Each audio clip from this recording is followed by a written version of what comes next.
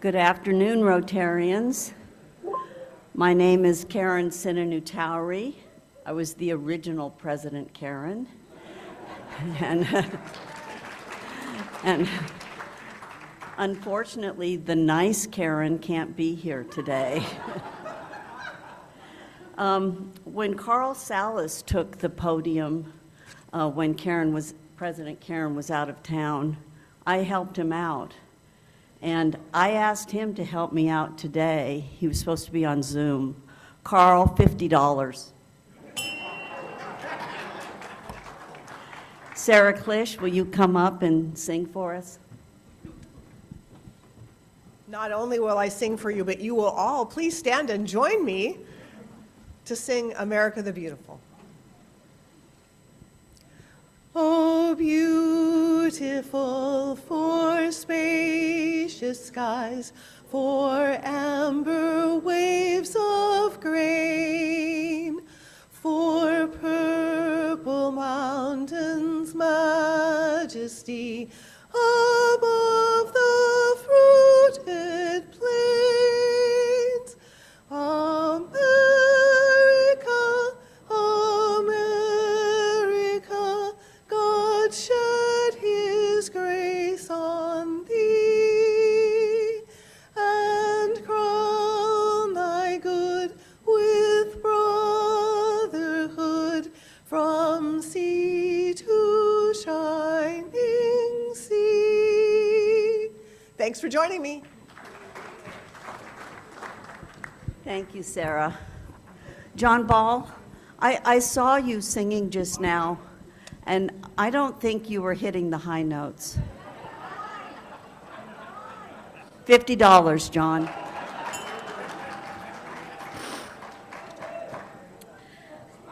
Today, the greeting line was, we had two committees. That's the first I've seen that. We had military care, chaired by Robert Davis, and oh, no, I've got that wrong. Let me start over. Military care, and chaired by Catherine Tompkinson, and the money guy, Robert Davis. So thank you very much for chairing.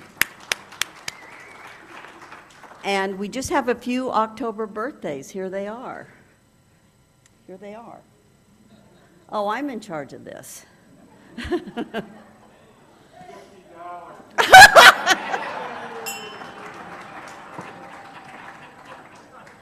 Okay, fair enough. How are we doing? Let's do traveling mics, okay? Okay, the traveling mics are Chuck, but it's really not Chuck, it's Nicole. Yay. And Kirk, please introduce yourselves, and then we will introduce our guests. I'm Nicole Eckler. I'm Director of Membership at the Capitol Club. My sponsor is Ron Drake. Thank you. Hi, I'm Kirk Wallachevich. I'm a CPA, just finished a great tax season, sort of. I guess it's still going, but my sponsor is Heather Lerner. Thank you.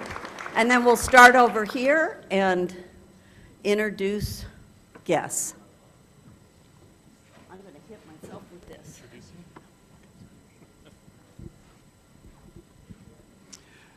Well, good to see you, past President Karen. Thank you. Yeah, and Brenda Sweeney's guest today, I get the opportunity to introduce him, is Hekmula Isas. He is the COO for Eagle Technologies, and he has already submitted an application. Fantastic. Welcome.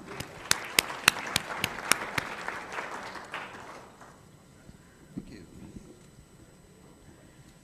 Good afternoon, Acting President Karen. Marvin Bamberg from Campbell Rotary Club. Welcome, Marv. You're always welcome. You should be here every Wednesday. Good afternoon, President Karen. I'm Jay Corbett, and my guest is Sam Westmouth. He's a freshman at San Jose State, staying in the I House. And he's majoring in childhood and adolescent development. Fantastic. Welcome. Hello. Oh, no, whoops. Sorry. Hi, Lisa Millette here, and I would like to introduce my guest today, Kathy Kimball, visiting from Washington. Welcome.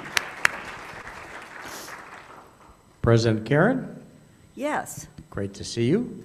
It's a pleasure for me to welcome back as my guest, Kim Hill. Kim is a professor at Santa Clara University, where she is also the chair of the Theater and Dance Department. Please welcome Kim. Kim, welcome.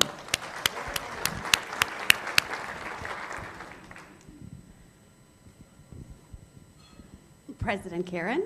Hi. Hello, I'm Dagmar Schildbach. My sponsor is Richard Edgerly, and I just saw him. And my guest today is Shannon Corpus. She's a financial advisor with King Wealth Management and also the founder of Sterling Women's Network. Great. Welcome, Shannon.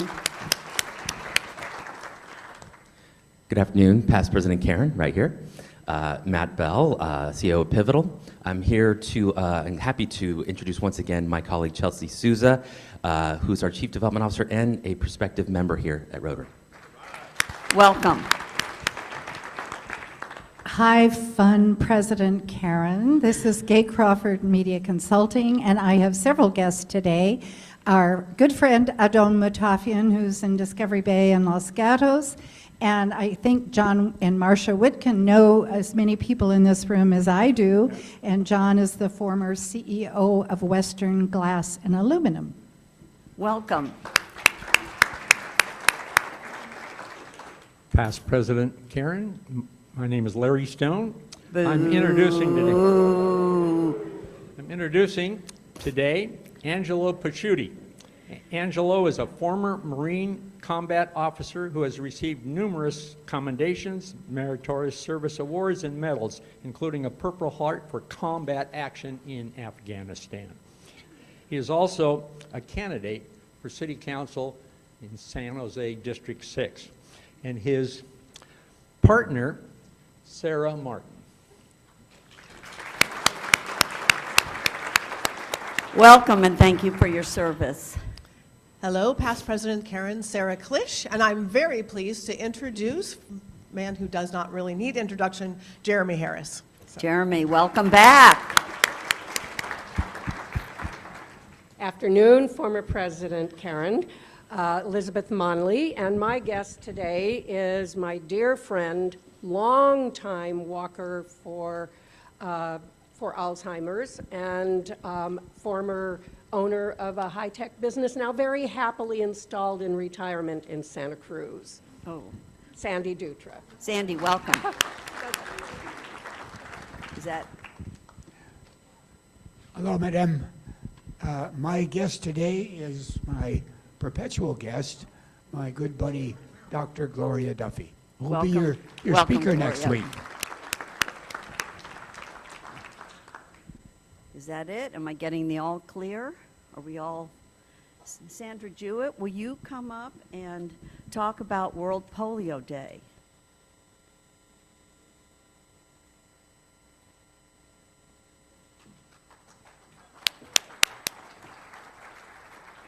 Well, I believe our magician is going to be doing something for me any minute. Hi everyone, today is World Polio Day, so we've done great things. We're at 99% this close to get this thing eradicated. You cannot hear me? Hello. I'm grateful to the incoming district governors and all Rotarians for your phenomenal work in the fight against polio. Rotary International was there at the start when the eradication effort began 40 years ago.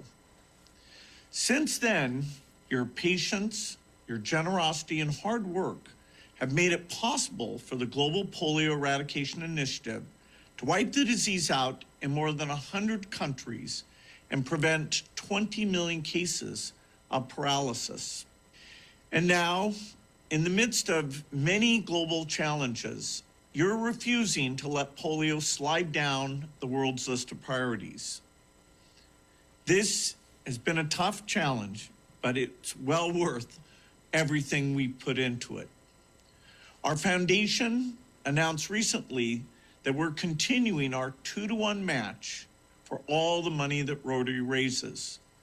Together, we will mobilize over $450 million during these 3 critical years. It's no secret that there have been challenges. We're working in some of the toughest places in the world. The pandemic cost us a number of years because the campaigns couldn't continue. But, we're down to the 2 countries that we've never gotten to zero, and we're making really good progress there.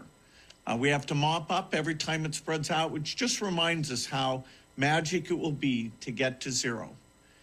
The challenges are reminders, not just of the fragility, but also how creative and smart we are about finishing this job, which will be one of the greatest things mankind has ever done. If we don't keep the faith, the disease would come roaring back. It would paralyze hundreds of thousands of children. And we'll have to spend lots of money on treatment and vaccination just to keep it in check at all. When we started, we had 3 strains of the virus in more than 125 countries. Now we're down to a single strain that's only in a few countries. I was in Pakistan, and I was really impressed by the way that they've learned to get that coverage up and use the latest tools, including digital tools. The global polio eradication strategy is strong and clear. We've learned a lot from our successes and how we have to adapt. We have a new tool in a vaccine that was changed so it never reverts, and this is a fantastic step. And of course, we have incredible partners, including Rotary. We could not ask for a better partner, whether it's volunteering or keeping this visible, making sure governments do their part. I know that you'll put the effort in to be successful in this campaign, which is so critical. And we're going to stand shoulder to shoulder with you until all children everywhere are safe from this disease. Thank you.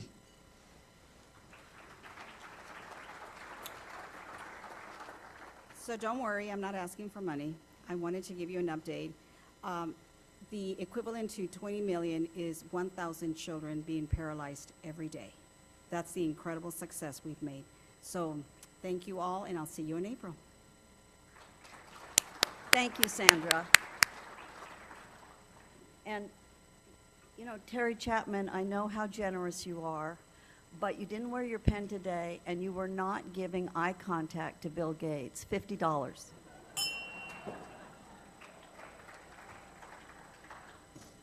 And now, let's hear from Catherine Tompkinson. And we're going to run a video of all the things this mighty committee has done while she speaks about the work of military care. Catherine. Thank you. Who's going to run the slides? You, John? Let's not worry about the order because we got a lot of slides to get through. Our military care committee used to be small but mighty, and we got a lot going on until the end of the year. Everyone is welcome to join. We meet on the third Thursday of every month at 5:30 p.m. And thank you to Nicole at the Capitol Club. We meet at the Capitol Club, so it's not a bad committee to be on. We've got Veterans Day coming up, and you are all welcome along with your families to come out. We host a hospitality tent on Arena Green. We've got sign-ups with more information going on over the next 3 Wednesdays to get you to come out. We go to the next one, John. And the next. Okay, so we do Defenders Lodge. This is the Veterans Administration Hospital in Palo Alto. This is the outpatient facility for veterans themselves. There's no cost to them. And we do care packages at Christmas time. So you can see some photos of us assembling packages and the final product and the folks who deliver them. We have a strong partnership with the Veterans Student Organization at San Jose State University. Thank you, Robert Davis, for bringing us that strong relationship. We do mixers, where we have wine.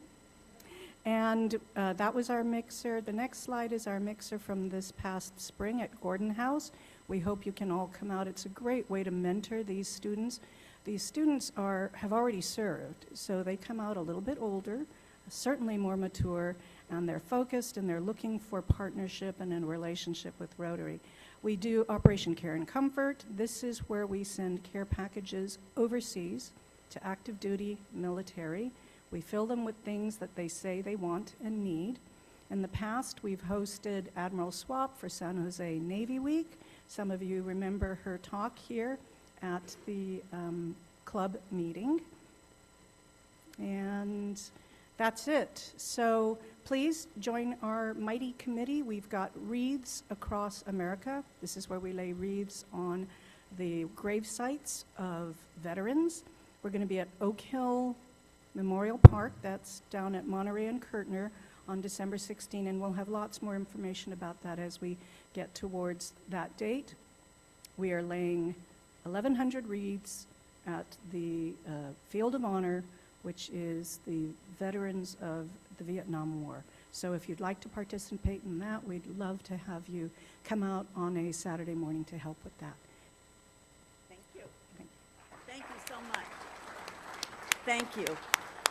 This is an amazing committee, and if you don't have the time to join, take the time to do one of the events that Catherine spoke of. They really are meaningful, and it's a way for us to touch active service and veterans. So thank you, Catherine, very much. And next, we have past President Sal Pizarro, who will talk about Around Town. There he is. Thank you. So when I was up here last month, I mentioned how there was a story coming out that said, boy, nobody's going to downtown San Jose. Now I'm up here this month, and there was a story that just came out that said, boy, everybody's going to downtown San Jose. We're at 96% of our levels of 2019 of activity. And if you're not seeing it, it is because most of it's happening at night. The biggest hours are from 8 to 10 p.m. So I'm going to tell you some things that are going on during the day, some other things that are going on at night, all happening in the coming weeks. November 4th, we've got San Jose Roots, which celebrates our heritage. Bill Schroe with History San Jose is putting that together at San Pedro Square Market. That's a nice afternoon event, 1 to 4 p.m. And of course, for those of you who are sports fans, we've got one of the best San Jose Sports Hall of Fames coming up on November 8th. We've got soccer player Lori Fair, Dave Steeb, Major League Baseball pitcher, Chris Wondolowski from the Earthquakes, and of course Patrick Marlowe from the Sharks. So that should be an amazing night.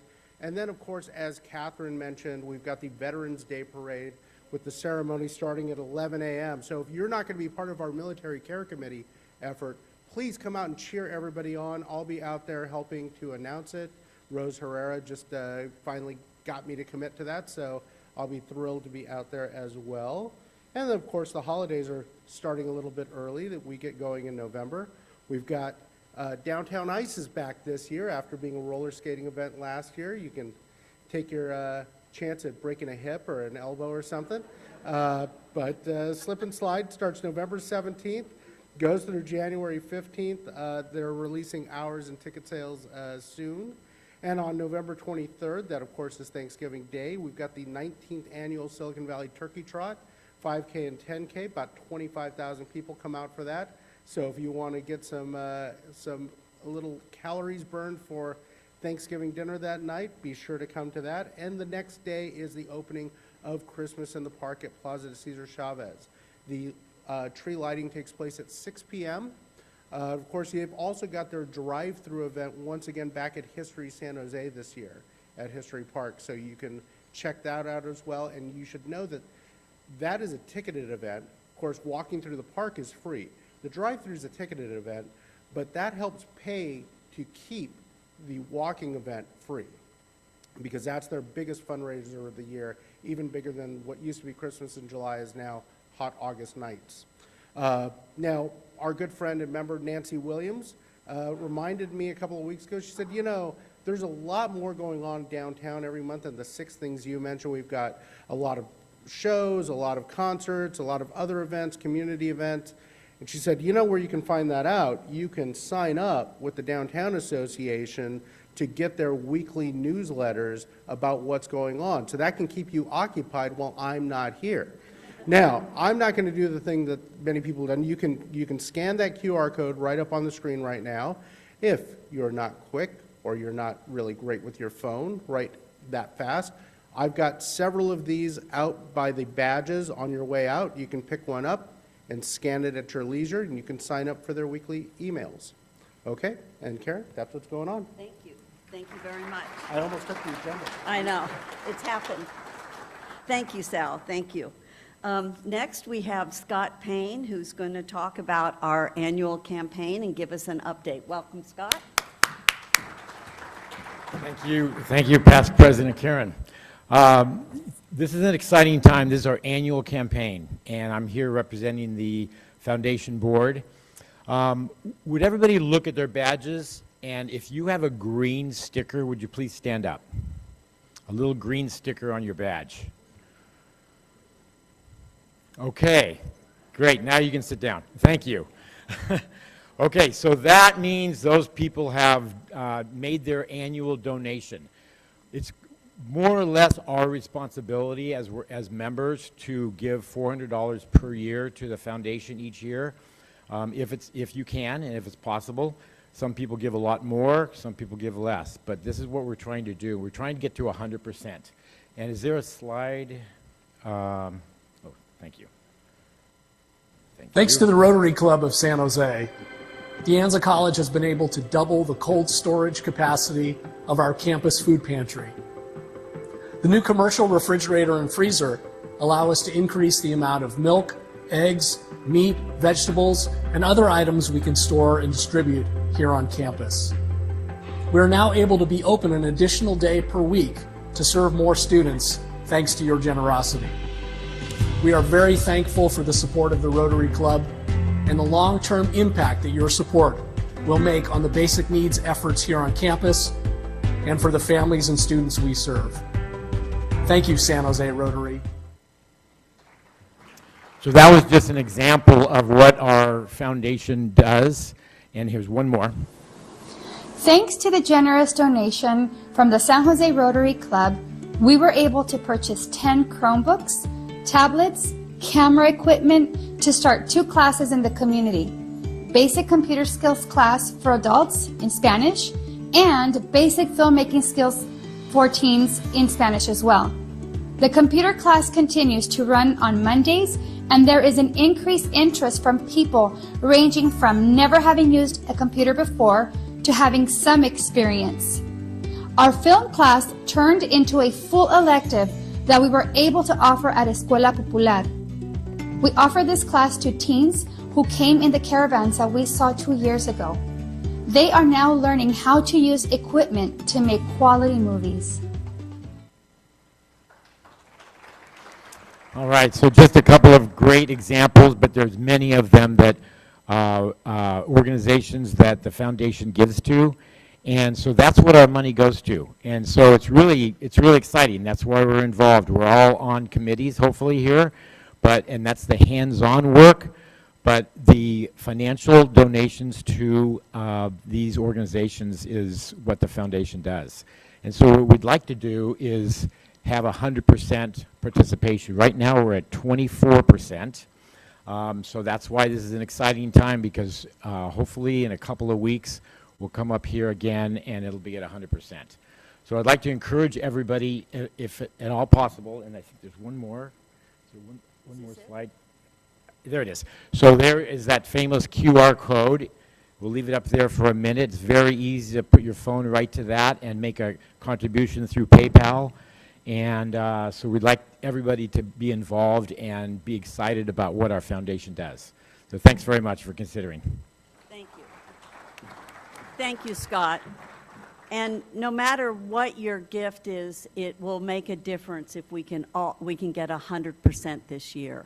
And I want to give a special thanks to Carl Silker and his family, who've been so generous over the years to the foundation. But I'm sorry, Carl, you didn't bring a guest today.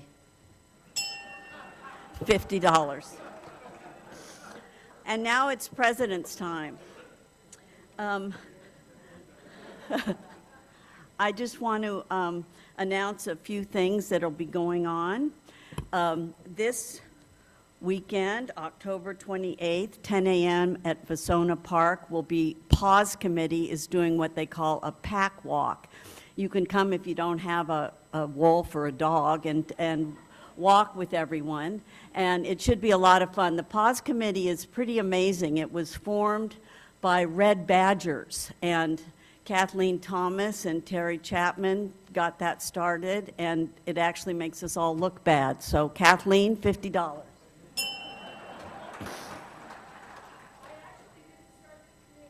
Okay, another 50.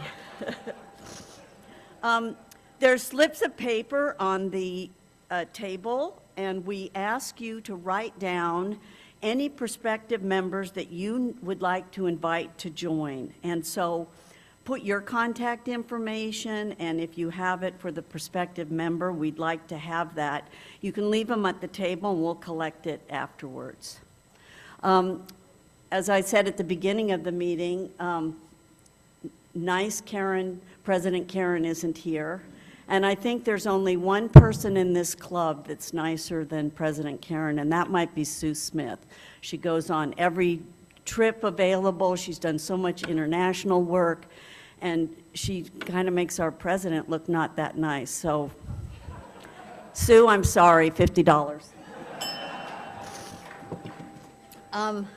Past President Jennifer Jones will be in Oakland on November 2nd. And the Rotary Club of Oakland is inviting us to attend either a lunch, you can go via Zoom, you can go in person, and also there's a dinner event at Scott's Seafood in Oakland, Jack London Square. So tickets are for sale. Do we have that? No. And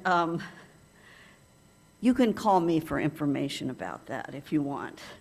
And let's save the date for the next Fun and Friendship hike. It's going to be November 19th, 11 a.m. Jim and I went on the first one, and it was really a lot of fun. So look for details in the Rotary Bulletin for that. And now I'm going to introduce Gay Crawford, who will introduce our speaker. Gay.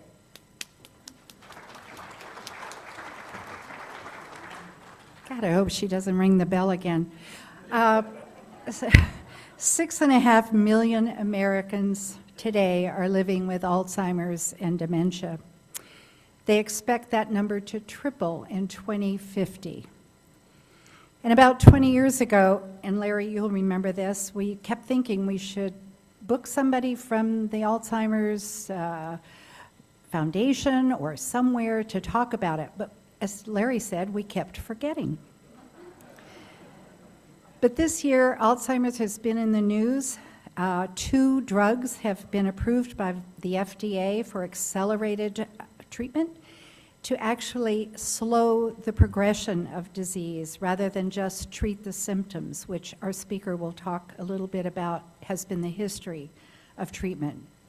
So when Elizabeth Monley called and said, I have the perfect speaker for Alzheimer's talk, Dr. Elizabeth Edgerly, a clinical psychologist. She is the executive director and regional leader of the Alzheimer's Association.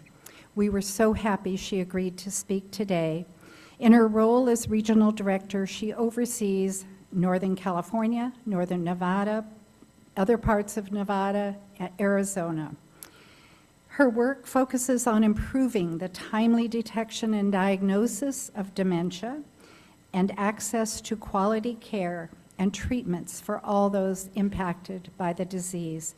It is my pleasure, and I hope you'll give a warm welcome and not a bell ring to Dr. Elizabeth Edgerly.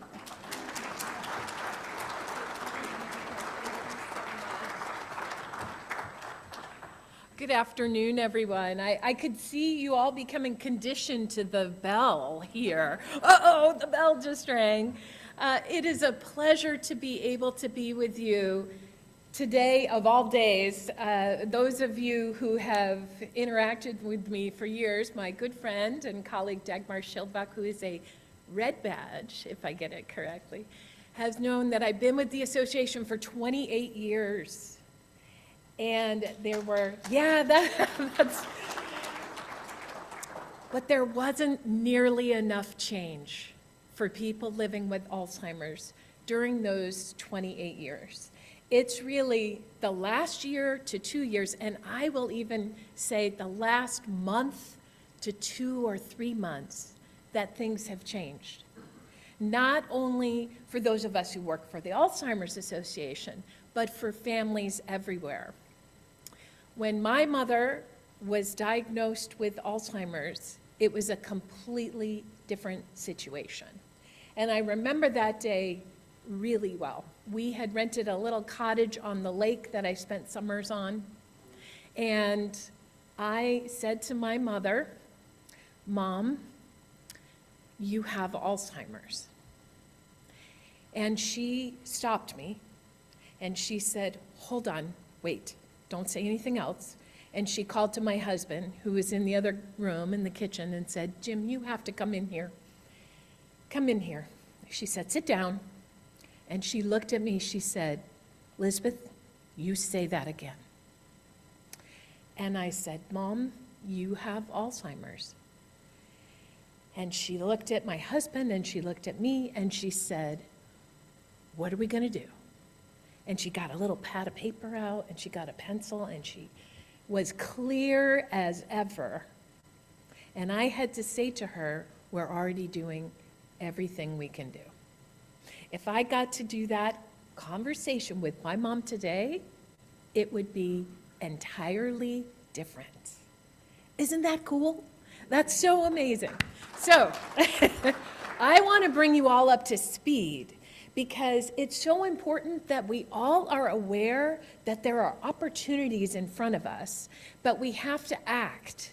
We actually have to say something if we see something. I think there's a slogan out there about that, right? Well, I'm going to commandeer it and say, if you have concerns about yourself or you have concerns about a loved one or even someone you don't like that much, we should start to say something because there are opportunities that are only there if we grab them in the moment. So let me see if I can operate the slides. All right. So we are now in a whole new era of treatment for Alzheimer's. I'm going to very briefly kind of show you what the landscape looks like, talk about early detection and diagnosis and why that's important, and then very briefly give you a snapshot of those new drugs that Gay talked about, treatments, and also what can we be doing to reduce our risk of developing Alzheimer's? Because I know every time I see an audience and I start to talk about Alzheimer's, I can see them thinking, how can I not get this disease, right? So I know you are probably in the same boat.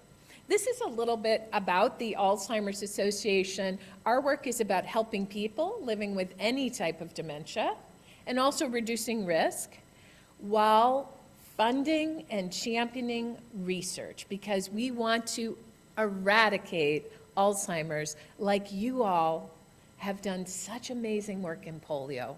Can you imagine if we could get to a day where we've eradicated Alzheimer's? What an incredible notion. You've inspired me so much with your work in polio, so thank you.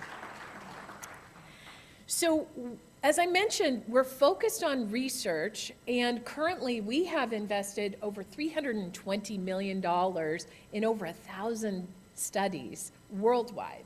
So we actually don't care if the solutions are found at Stanford or UCSF or San Jose State. We just want the solutions. And so we fund wherever. And that differentiates us. I know you all are international as well, so you probably don't care where the solutions come from. You just want to change the world. And that's how we are as well. So what are we doing in Alzheimer's and dementia? Well, let's first talk about what is Alzheimer's. And I venture a guess that many of you know up close and personal what Alzheimer's looks like. Most often, I think when we consider that someone has Alzheimer's, we think they're having challenges with their memory, right? And especially short-term memory. But it's more than that. It's reasoning, it's decision-making, it's knowing when someone is trying to scam you. It's handling finances appropriately. Can you imagine doing your taxes if you had Alzheimer's? Oof, really difficult, right? Even just handling basic finances become a challenge. And you can see on the slide that Alzheimer's impacts the brain. What's the difference that strikes you when you look at these two images? A lot of shrinkage in the Alzheimer's brain, right? Atrophy. What's happening is cells are dying. And they're dying because of two things that we know about: amyloid plaque and neurofibrillary tangles. And so I'm mentioning some of this detail because when I talk about the treatments, it's really relevant to know what is going on there. There are other factors at play too, and I won't go into all the details, but I'll show you a slide later to give you an example of all the different factors at play in Alzheimer's. Now, there are different types of dementia. Alzheimer's just happens to be the #1 most common cause, but there's also vascular dementia, Lewy body dementia. Have any of you heard of Lewy body dementia before? Robin Williams was diagnosed after he died with Lewy body dementia. Frontotemporal lobe dementia. Have you heard of anyone famous recently diagnosed with frontal lobe dementia? Bruce Willis has primary progressive aphasia, which is one of the types. It means he is stripped of his ability to speak. Really challenging. And then there's a whole host of other issues. I mentioned that my mom was diagnosed with Alzheimer's, but later that diagnosis was changed to Lewy body dementia. And so it meant she had hallucinations and incredibly intense, upsetting delusions. And so for families facing this, we are there to help them. Even if you're an expert on Alzheimer's and dementia, which I think I might be at this point in my career, you would hope, wouldn't you? I needed to be able to talk to someone else who was knowledgeable to say, am I missing anything here? Because it was really hard. And what was interesting is it wasn't always the disease itself that was hard. It was getting a diagnosis. It was getting health care and services and affording those. Have any of you witnessed that yourselves? How hard it is to get help? Yeah, I see some hands. Well, we want to change that. We want to make that a different situation.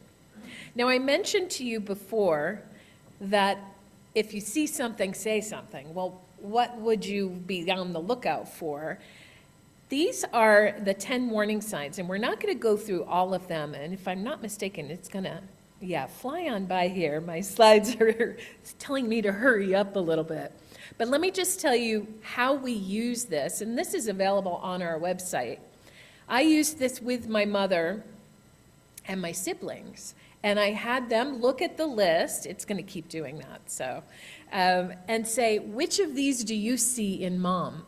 And so we each did it ourselves. And then we came together and we saw, you know what? I saw at least 3. And guess who they voted should talk to Mom? Yeah, so I did.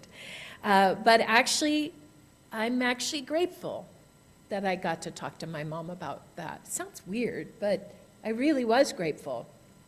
And what I said to her was, Mom, if I ever noticed any changes, would you want me to say something?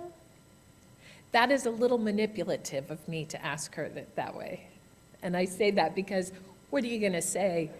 No. Well, some people, you might even be able to think of some people who would say, no, I don't want to know. But more often, they'll say what my mom said, which is, why are you saying that to me? Have you noticed something? And I said, I have noticed. And if you ever have that conversation, you need to be ready with specifics. You need to have stories, not just, I think your memory's not what it used to be. Raise your hand high if your memory is what it used to be in this room. Some of you young people, you're like, my memory's awesome. The rest of us are like, ooh, it's not quite as good, right? So you need to be specific. And we can help you with that. If ever you need a pep talk or you need information, we can help you with that. Because it's so important that we act. If we have any hope of accessing treatments, we have to act, and we have to get people diagnosed in a timely manner. One thing I want to mention to you, and Gay, thank you again for sharing the statistics. You talked about over 6.5 million and the numbers growing. Another factor in Alzheimer's is it does discriminate. People will say Alzheimer's doesn't discriminate. That is not true. Alzheimer's disproportionately impacts Black and African American individuals and Hispanic individuals. And guess what? Women, it impacts us more than men. 2/3 of all people with Alzheimer's and dementia are women. So, what are the risk factors? What do you think the #1 risk factor is for Alzheimer's? You can probably guess. I've got 3 up here as possibilities. What do you think? Age, yeah. Probably you don't know many young people. Dagmar and I have met younger people in their 40s. Even occasionally I've met someone in their late 30s, very rare. But we've been meeting more and more people in their 50s and lots of 60-year-olds and on up. Now, why is that? Because we're living longer. So there are more 55-year-olds than ever before. So we all will meet people who are 55 and have Alzheimer's. Not because the percentage has changed, just that there are a lot more of them. So age is the #1. Genetics play a role as well. So if my mom had Alzheimer's, I could be at higher risk. And it is a higher risk if it's your mother than your father. And it's different for women than men. So gentlemen, one of the most commonly talked about risk factor genes doesn't affect you as much as it would me. So if I have that gene, I'm 4 times more likely to get Alzheimer's. You're 1.5 times. If I have 2 copies of the gene, I'm 12 times more likely, and you're 8 times more likely. So we need to learn more about gender, don't we, to figure that out. But beyond that, we can't yet change our genes, and we're not going to do anything about our age or race or ethnicity and gender. But we could do something about this. So this is the host of factors that impact whether or not we are at higher risk or lower risk of getting Alzheimer's. And I won't go through all of them. You might be able to guess which direction the arrow faces. What do you think? Substance use raises risk or lowers it? Most of you are going this. Yes, you are right. It used to be, there were some studies that said, oh, you know, if it's champagne, it's okay, right? There actually was that study, and my good friend Dagmar put that on my desk to say, look at this. But yeah, let me point out the 2 most important ones on this list for all of us today. Cardiovascular health. High blood pressure is a major factor in raising our risk. So if you have even sort of a little bit high, take it seriously. And then physical activity. Exercise 3 times a week, 45 minutes or more, enough to sweat. Okay? So walking leisurely with your dog who stops every 2 seconds might not qualify. But then all of these things come together.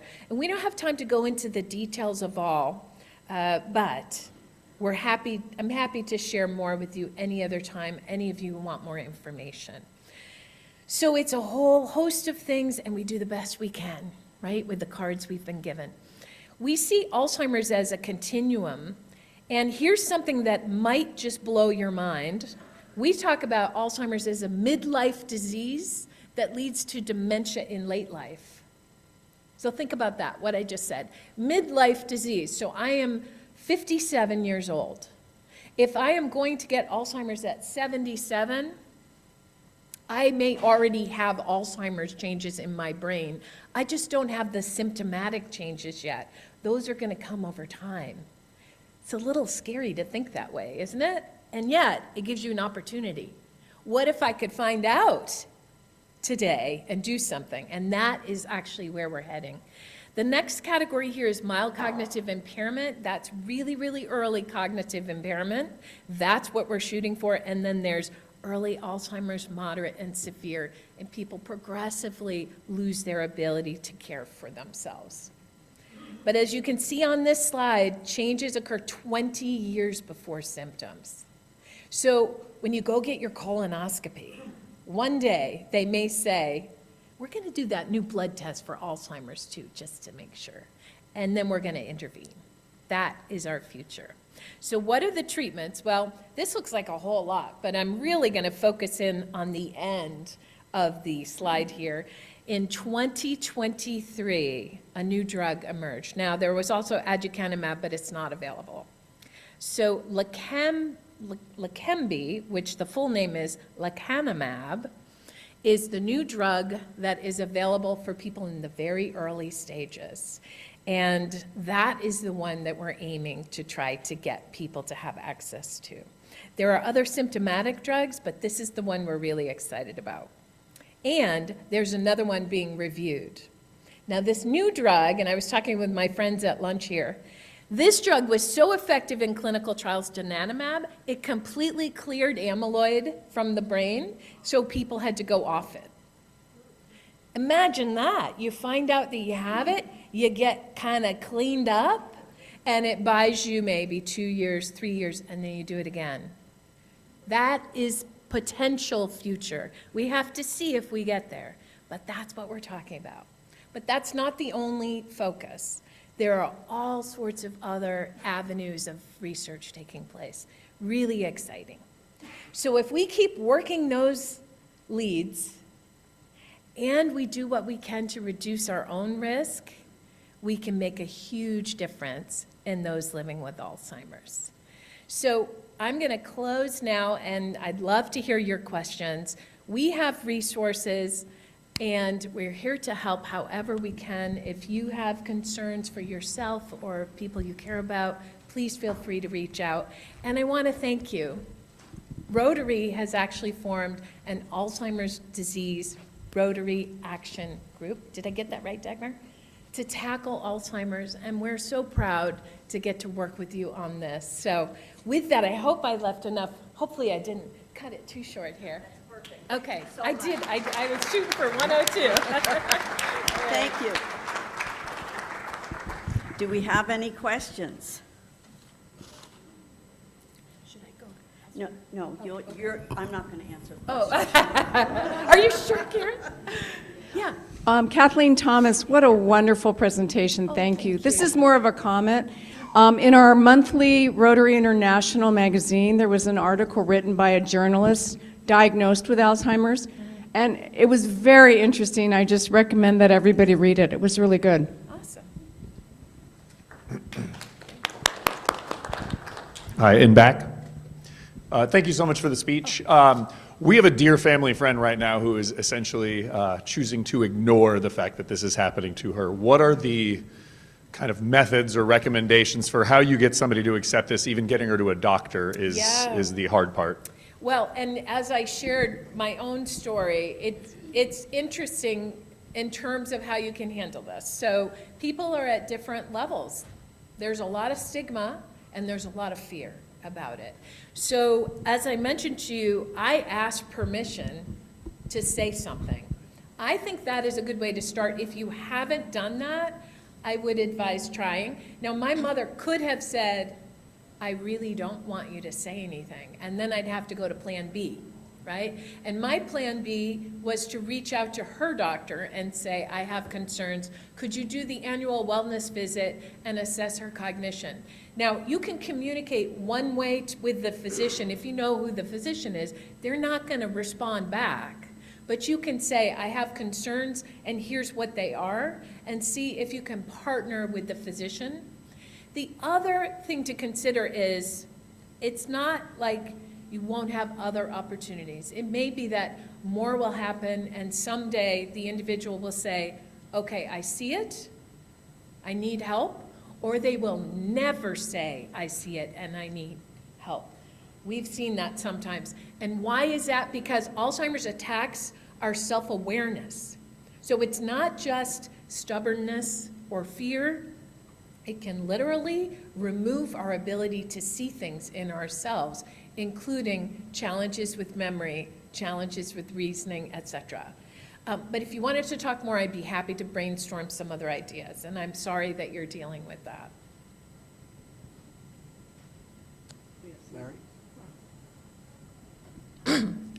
Thank you for educating us, especially about the drugs. That's exciting. I've read that Alzheimer's is known as type 3 diabetes, that there's connection between diabetes and Alzheimer's. Have you read that, and do you agree with it? Yeah, let me describe. There's two aspects around diabetes and Alzheimer's. When they say it's like type 3 diabetes, they're actually talking about changes in how the brain uses glucose. So it's not literally like a third type of diabetes, but the point is that there's a disruption in glucose metabolism in the brain. There is, however, a risk connection between type 2 diabetes and risk of Alzheimer's. There's a whole host of things that go along with type 2 diabetes that also raise the risk. So it is a concept, it's not a widely agreed upon way of thinking of Alzheimer's, but it's a legitimate point to say that Alzheimer's starts affecting many systems, including the way our brain gathers energy, uses energy. Some people with genes for Alzheimer's that lead to early onset, meaning young onset, Alzheimer's will eat a keto diet, for example, because ketones are different from glucose. And so you'll see people acting on it, but it's not clear that it makes the impact that they would like it to. Can you give us a sense of how successful these new drugs are? Yeah. So in the clinical trials, so in phase 3 clinical trials, and I'll just focus on Leqembi for now, because that's the FDA-approved one. It was about 25% improvement in the time frame of the study comparing people not on the drug. And what it amounted to was a slowing of the progression or stopping the progression for like 6 to 9 months during a short span of time. So 18 months, 2 years. It bought people 6 months, 9 months, 12 months of staying at the same level. Donanemab, which is the other one I'm very excited about, was better than that. That's the one where it totally cleared the brain and bought people, we think, even more time. Now it's out in the public, but it's hard to get. If you needed to access it, you should call us because it's hard to find it. San Francisco, you could get it. As we see more people accessing it, we're going to learn more about in real life, what is this doing for folks? And there are side effects. So, yeah. You mentioned a blood test. Yes, I did. And then you didn't elaborate. And then I didn't say anything more about it, yeah. That's right. Could you tell us how you get the blood test? Let me talk about that, yeah, and I apologize. I realize I edited a lot here. It's hard to summarize Alzheimer's science in 15 minutes. But there are drug tests that are in the stages of FDA approval right now, and we are waiting to see them come to market. That said, there is actually a blood test that has come to market for amyloid, but it is not FDA approved yet. And so we're cautious about saying, yeah, FDA approval, who needs that? We're waiting for FDA approval on that, but we believe in the next year to 2 years, there will be commercially available FDA-approved blood tests that will measure amyloid, one aspect of Alzheimer's. Larry. I know Alzheimer's very up close. My mother died of it, my sister died of it. So early diagnosis is important. And I know that Stanford particularly is working on this very closely, but it's the gene, and you mentioned genetics as the number 2 thing. That's something you can determine at a very earlier age. Is that an effective method? And if you were young, 40s, 50s, maybe for Alzheimer's at least. I like that you called that young. That was nice. And you had that disease in your family, would you recommend people see whether they have the E4, 1 copy or 2 copies or not? That is a great question, and thank you for asking that, because that is evolving. We, at the Alzheimer's Association, we're really advising against previously. Advising against going to see if you have a gene, if you can't do anything about it. Because when they've studied people who found out their genotype, it did not leave them in a better place, and it didn't do always what you might hope, that they ate the spinach at lunch instead of the risotto, or those kinds of things. But now, as treatments start to emerge, I think that is going to change. So in the research studies that are taking place right now around early intervention, that is exactly what they do. They have people get tested not only for ApoE, but other types of genes. They'll do the blood tests that I was mentioning. They might even do scans, brain scans to find amyloid, and then intervene. So I think we are actually looking at that right now to see, does it make sense? And I know myself personally, my views on it have changed. I'm much more likely to consider it now than ever before. Let's take a last question and back to Ron. Speaking of access, is there any chance of modifying our very profit-driven healthcare system to fast-track access to these things? Leqembi was provisionally approved on January 6th of 2023. It was another 6 months before Medicare said they would cover it. It's now been another 3 months. Jerry's first in line at the ADRC Stanford research, the national thing. He's first in line. We're still waiting and jumping through hoops. Yeah, it's going to take a long time for these things to roll out, and I'm so sorry. I remember you. I've had conversations with you about this. It is taking a long time, and it's interesting not only because of all the hoops that you mentioned, but even getting a system ready. So Stanford's not first out of the gate. Actually, a system in San Francisco, not UCSF, was first out of the gate. And so there's a lot of work behind the scenes to have any medical system even say if they want to do this, and then how is it paid for, and how will we get access. So we have our work to do. We all have our work to do in asking for what we need, what we want, and not stopping until we get it. So with that, I'll stop. Thank you. Past President Karen, thank you so much.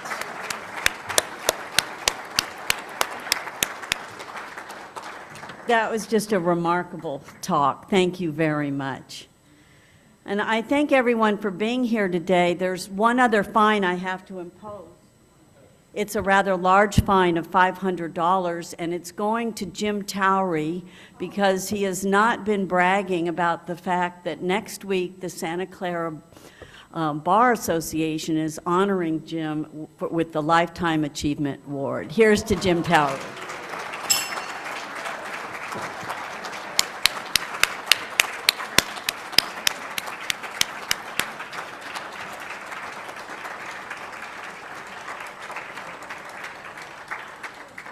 See, I am nice. Thank you so much for coming today. See you next week.